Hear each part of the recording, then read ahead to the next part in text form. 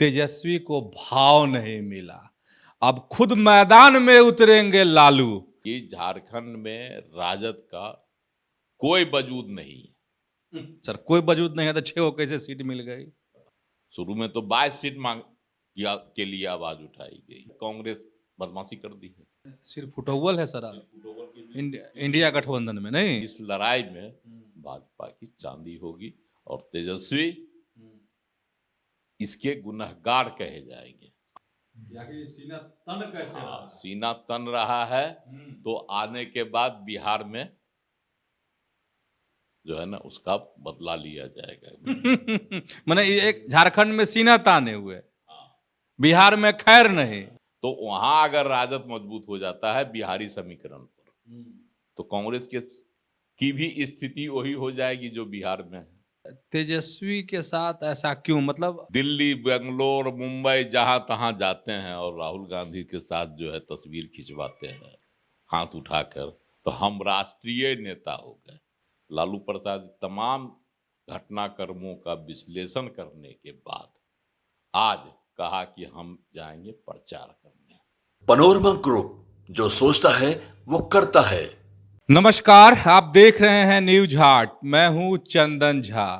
तेजस्वी को भाव नहीं मिला, अब खुद मैदान में उतरेंगे लालू। कहां भाव नहीं मिला, किसने भाव नहीं दिया और कहां आखिरकार लालू प्रसाद मैदान में उतरेंगे? आज सियासत की इसी खबर को समझ लीजिए और इस विषय पर हमारे साथ चर्चा करने के लिए हैं वरिष्ठ पत्रकार अजय मिश्र। सर, आपका इस कार्यक्रम में स्वागत है। धन्यवाद चंदन जी। सर, तेजस्वी को कौन भाव नहीं दिया? इतने बड़े नेता, लालू प्रसाद के पुत्र हैं, बिहार के 2 बार डिप्टी सीएम रहे, नहीं तब भाव नहीं मिला। कौन है वो शख्स? तेजस्वी यादव को लगता है कि हम राहुल गांधी के साथ तस्वीर खिंचवाते हैं और इंडिया की राजनीति में दिल्ली, बेंगलोर, मुंबई जहां तहां जाते हैं और राहुल गांधी के साथ जो है तस्वीर खिंचवाते हैं हाथ उठाकर, तो हम राष्ट्रीय नेता हो गए। और झारखंड में भी इसी मुगालते में गए थे सीट बंटवारा में। अच्छा, झारखंड का मसला है। लेकिन पूरा अमला के साथ 4 दिन तक वहां जमे रहे और कोई भाव नहीं दिया। हेमंत सोरेन ठीक है, औपचारिकता गठबंधन में है, इंडिया गठबंधन में तो औपचारिकता जो बातें होती है वो हुई है ना। और इनको 10 सीट के लिए पूरा नाक रगड़ रहे थे, लेकिन इनको मिला, वहां से मिली मात्र 6 सीट। 1 सीट कम हो गया, मतलब पिछले चुनाव से। पिछले चुनाव में इनको 7 सीट मिली थी और जीते थे एकमात्र चतरा से। तो हेमंत सोरेन का और कांग्रेस का यह मानना है अभी भी कि झारखंड में राजद का कोई वजूद नहीं है। सर कोई वजूद नहीं है तो 6 कैसे सीट मिल गई? कि पिछली बार जो है मुगालते में रही कांग्रेस और राजद, उसने 7 सीटें दे दी। यह भरोसा था कि जहां जिन क्षेत्रों में यादवों का वोट है, यादव बहुल है, वहां मेरी जीत हो जाएगी राजद की और गठबंधन मजबूत होगा। हालांकि सरकार बनी, वहां जो है जेएमएम के नेतृत्व में ही सरकार है और अब तो 5 साल हेमंत सोरेन सरकार की पूरी जाएगी। कांग्रेस भी है, राजद के भी मंत्री हैं उसमें। लेकिन इस बार जो है तेजस्वी इस हौसले के साथ गए थे सीट बंटवारे में अपनी हिस्सेदारी मजबूत करने कि हमको जो है भाव मिलेगा, अगर नहीं देंगे तो हम अकेले भी लड़ सकते हैं। ऐसी भी बातें वहां उठी थी। शुरू में तो 22 सीट के लिए आवाज उठाई गई, लेकिन कहीं जब वो उनकी आवाज नकार खाने में तुत्ती की आवाज बनकर रह गई तो 10 पर चले आए। 10 पर भी कोई सुनवाई नहीं हुई तो उनको 6 सीटें मिली। 6 सीटों पर उन्होंने प्रत्याशी भी उतार दिया है अपना। वो सीटें हैं आपको देवघर से सुरेश पासवान को उतारा है ना, उसके बाद गोड्डा से संजय प्रसाद यादव को बनाया है, तो कोडरमा से सुभाष यादव। लालू के थैली शाह कहे जाते हैं। बालू माफिया का भी आरोप है और बालू माफिया गिरी के आरोप में जेल में भी बंद है। ईडी ने उनको गिरफ्तार किया है, जेल में बंद है। पटना हाई कोर्ट ने सुभाष यादव को 22 अक्टूबर को नामांकन करने का आदेश दिया था। ठीक है। आज उसने अपना आदेश वापस ले लिया। ठीक है। अब है कि वह चुनाव, नामांकन तो उन्होंने कर दिया, अब फिर से वह चुनाव लड़ पाएंगे कि नहीं लड़ पाएंगे, यह जो है आगे पता चल जाएगा दर्शकों को। लेकिन इसमें व्यापक संदेह है कि वह चुनाव लड़ सकते हैं। ईडी ने जो है राज्य सरकार ने विरोध किया था और ईडी कहा था कि ईडी को जो उसमें परिवादी नहीं बनाया गया, इसलिए जो है ना यह मामला जो है क्या कहता है, कहीं ना कहीं से सरकार को इस पर आपत्ति थी, राज्य सरकार को। अब हाईकोर्ट ने जो है उसको दूसरे बेंच में भेजा है, दूसरे बेंच में क्या सुनवाई होती उस पर निर्भर करेगा। दूसरे हैं चतरा से रश्मि प्रकाश, राजद के प्रत्याशी। विश्रामपुर से नरेश प्रसाद सिंह को बनाया राजद प्रत्याशी। हुसैनाबाद से संजय कुमार सिंह यादव। तो मेरा कहने का मतलब है कि प्रत्याशी तो राजद ने तय कर दिया, और जैसे चतरा से है सत्यानंद भोक्ता, पिछली बार जीते थे, इस बार वो चुनाव नहीं लड़ सकते हैं। उन पे उनकी जो जाति है वही क्या कहता है, उसी पर रोक लग गई कि वह चुनाव लायक नहीं है। सुरक्षित जाति जो होता है वो नहीं है वो। तो उनकी बहू जो है उनको इस बार रश्मि प्रकाश को बनाया गया। तब अब सवाल है कि प्रत्याशी जो है वो कितना दमदार होते हैं, इसका भी आकलन विश्लेषण हो जा रहा है। अब विश्रामपुर में कांग्रेस बदमाशी कर दी है, वहां से अपना प्रत्याशी उतार दी, इसका भी विरोध हो रहा है। राजद जो है अपना प्रत्याशी छतरपुर में उतार दिया। सिर्फ फुटोवल है सर इंडिया गठबंधन में, नहीं इंडिया गठबंधन में। तो इसी तरह से जो है अन्य कई 4 सीटें हैं ऐसी जिस पर इस तरह की बातें हो रही है, वह भी राजद और कांग्रेस के बीच में, राजद और माले के बीच में, और कांग्रेस और माले के बीच में ऐसी सीटें हैं 4 को। तो जो सिर्फ फुटोवल इंडिया में हो, गठबंधन में हो गया नामांकन के साथ। सीट बंटवारे में तेजस्वी को तरजीह नहीं दी गई, महत्व नहीं दिया गया, भाव नहीं दिया गया, तो तेजस्वी की जो सियासी जमीन है वहां वह मजबूत नहीं लग रही है।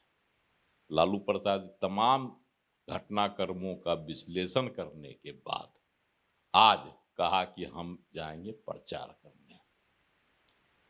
राजद खुद मैदान में उतरेंगे। राजद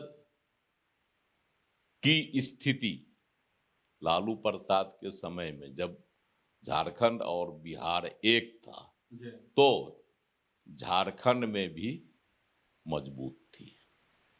लालू प्रसाद उन्हीं दिनों को याद करते हैं और वह वहां पैर जमाएंगे तेजस्वी की जमीन मजबूत करने के लिए। मतदाताओं में जो है भ्रम की स्थिति जो बनी हुई है, और हेमंत सोरेन जो भाव नहीं दे रहे हैं, कांग्रेस जो तेजस्वी के साथ किनारा कसी करती है, वहाँ बिहार में आती है तो ही कांग्रेस सरेंडर किए हुए, लेकिन झारखंड में राजद के सामने कांग्रेस जो है आंख दिखाती, सीना तान देती है। तो लालू प्रसाद इसका भी मुआयना करने जाएंगे। सीना तन कैसे रहा? सीना तन रहा है तो आने के बाद बिहार में जो है ना उसका बदला लिया जाएगा। मतलब कहने का है अर्थ है कि बिहार में कांग्रेस की फिर खैर नहीं होगी। अच्छा, कांग्रेस की। अब आप देखिए उत्तर प्रदेश चलिए, जो चुनाव हुआ हरियाणा में, अखिलेश यादव जो है बार बार कहते थे कि हमको मेरे साथ क्या कहते गठबंधन कीजिए, 2-4 सीट हमको दे दीजिए, लेकिन राहुल गांधी नहीं तैयार हुए। भूपेंद्र हुड्डा तो कहीं से भी मक्खी नहीं बैठने दे रहे थे इस बात पर। अब जब उत्तर प्रदेश के उपचुनाव की बारी आई तो अखिलेश यादव जब तक ये लोग से बात करते कांग्रेस से, उससे पहले ये 6 सीट पर अपना प्रत्याशी घोषित कर दिया। अंत में 2 सीट देने के लिए तैयार हो गए देखो समाजवादी पार्टी समाजवादी कांग्रेस को, लेकिन कांग्रेस मैदान से भाग गई। मैंने एक झारखंड में सीना ताने हुए, बिहार में खैर नहीं, हरियाणा में भी सीना ताने हुए थी कांग्रेस, जैसे अभी झारखंड में राजद से सीना ताने हुए के खिलाफ में, वैसे ही अखिलेश यादव के खिलाफ में हरियाणा में सीना ताने हुए थे। लेकिन अब जब वहां सरकार नहीं बनी, वहां तो सरकार फिर से भाजपा की आ गई, तब अखिलेश यादव उत्तर प्रदेश में, तो कांग्रेस जो है देखिए कि अरे यहाँ तो जो भावे नहीं कम दे रहे हैं अखिलेश यादव, तो मैदान से भाग गई कि मतलब 17 सीट पर समाजवादी पार्टी लड़े और हम उसको समर्थन देंगे। मतलब सर एक ही दाव में उत्तर प्रदेश में अखिलेश के एक ही दाव में कांग्रेस चित हो गई, मैदान से फरार होगी। खैर और गाजियाबाद सीट दी गई थी सपा की ओर से, ऑफर दिया गया कि इन दोनों सीटों पर आप लड़िए, और वहां पर बीजेपी की स्थिति मजबूत रही। इस बार भी उपचुनाव में बीजेपी हो सकती है वहां से जीत जाए, वॉक ओवर मिल जाए, लेकिन कांग्रेस हार के डर से कि हार जाएंगे तो 2027 में जो उत्तर प्रदेश में विधानसभा चुनाव है उसमें गलत मैसेज जाएगा, इसलिए कांग्रेस पहले ये मैदान छोड़ के भाग गई। अब झारखंड में कांग्रेस राजद के साथ वही सलूक कर रही। लालू प्रसाद इन्हीं तमाम हालात को देखने और कांग्रेसियों को समझाने दिल्ली जा रहे हैं, ताकि झारखंड जा रहे हैं, ताकि तेजस्वी की जो के साथ जो सलूक वहां किया गया झारखंडियों द्वारा, कांग्रेसियों द्वारा उसको यह समझाया जाए कि राजद अभी भी जिंदा है। अच्छा सर, तो आखिर तेजस्वी के साथ ऐसा क्यों, मतलब आरजेडी के साथ ये दुर्गति क्यों झारखंड में? आरजेडी अगर झारखंड में मजबूत हो जाता है तो बिहार से लगे जो विधानसभा क्षेत्र है वहां आरजेडी अपना जो है प्रभुत्व कायम कर लेगा। क्षेत्रीय दल है और जो वोटर्स यहाँ हैं राजद के, वो वोटर तो उसके साथ शिफ्ट कर जाएंगे, तो स्थिति मजबूत हो जाएगी, बार्गेनिंग की स्थिति में रहेगी। और घाटा किसको होगा? सबसे ज्यादा कांग्रेस को, इसलिए जो मैदानी इलाके हैं, आदिवासी बहुल क्षेत्र नहीं है, पिछड़ों का इलाका है, यादव बहुल है, अल्पसंख्यक बहुल हैं क्षेत्र हैं, तो वहां अगर राजद मजबूत हो जाता है बिहारी समीकरण पर, तो कांग्रेस की भी स्थिति वही हो जाएगी जो बिहार में है।